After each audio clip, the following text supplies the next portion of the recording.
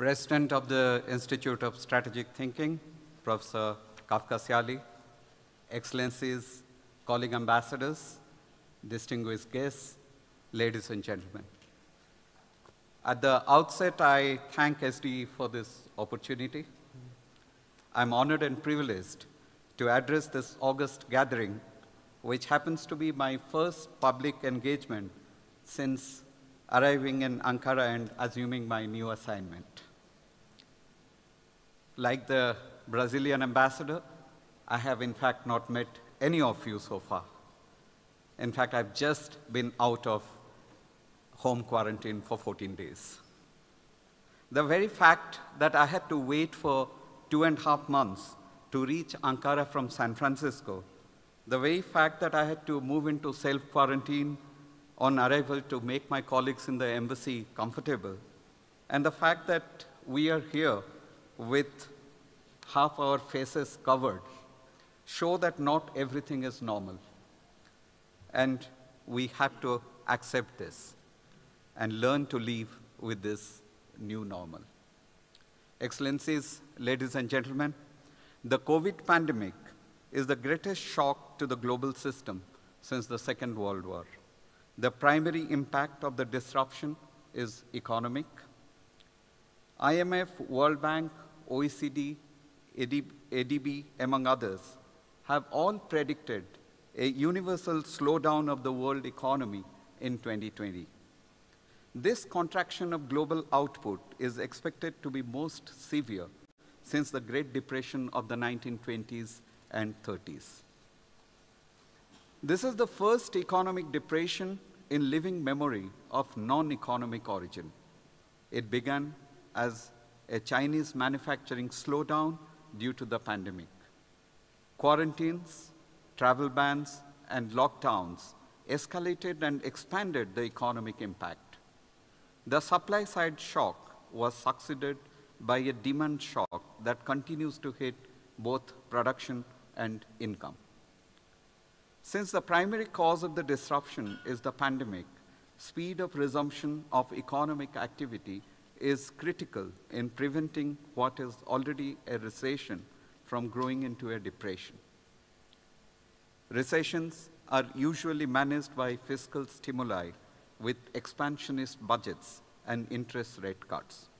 This formula was developed during and after the Great Depression in the 1920s and 30s. All major economies, the US, the Eurozone, China, Japan, and now India and Turkey, have initiated very substantial fiscal stimuli. In response to the 2008 crisis, G20 had coordinated an unprecedented fiscal stimulus package. The aggregated stimulus presently envisaged is much larger. The difference? Today, it's not a coordinated move with nations announcing individual plans. Lacking means to launch stimuli, poorer countries are seeking grants and debt moratoriums. Developing countries anticipate disruption of FDI flow and possible flight of capital. The slowdown will impact all hydrocarbon and commodity-dependent economies, as well as those dependent on manufacturing, services, agriculture, mining, and tourism. Global unemployment and poverty levels will rise. Expatriate workforces will be negatively impacted. Remittances will dry out. Oil-dependent economies are apprehensive of long-term prospects. Declining oil prices will affect the whole economic and industrial ecosystem built around it. Having said that, I don't wish to make a doomsday prediction. There is always light at the end of the tunnel, provided it's not that of a train which is coming in. History stands testimony that all crises are succeeded by periods of growth. The Great Depression and World War II were followed by a period of sustained economic expansion. Economic rebounds were observed after all the 4 major recessions after the Second World War era.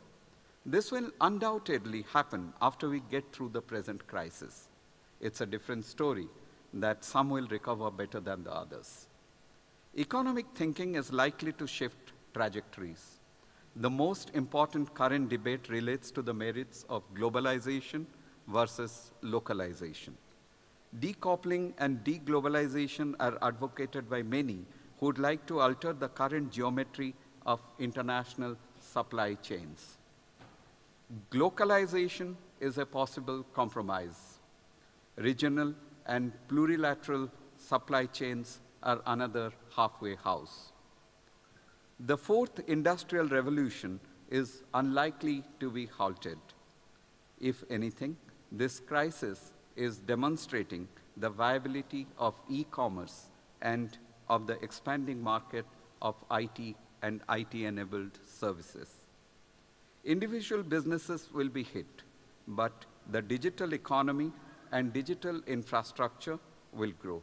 But global economic slowdown may affect venture capital availability to fuel rapid growth. Excellencies, ladies and gentlemen, all crises alter geopolitics. The international system we are familiar with now owes some of its fundamental impulses to the Great Depression and the Second World War.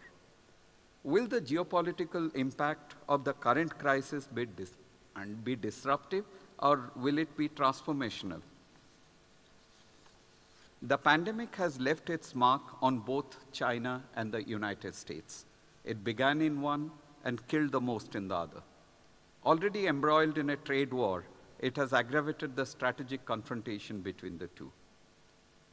Let me be candid. The European Union is at a complicated juncture, somewhat fragmented in the immediate aftermath of Brexit. Lockdowns were ordered by member states and borders closed without coordination.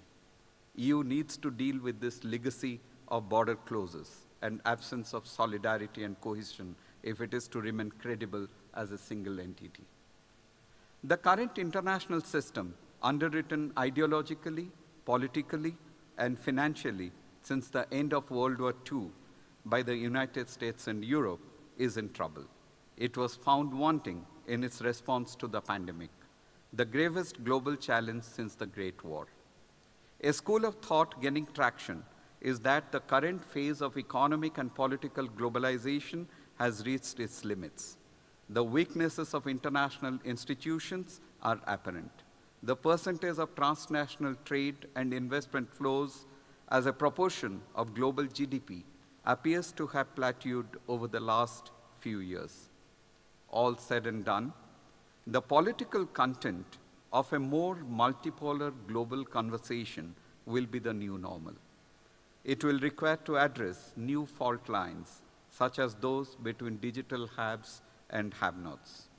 Multilateralism is also expected to cede some space to closed-group plurilateral dialogues. Bilateralism and plurilateralism are here to stay and will have to be accommodated in diplomatic equations. Clearly, new ideas and new synergies and new energies are called for as we reconfigure the post-pandemic world order. Thank you for your attention.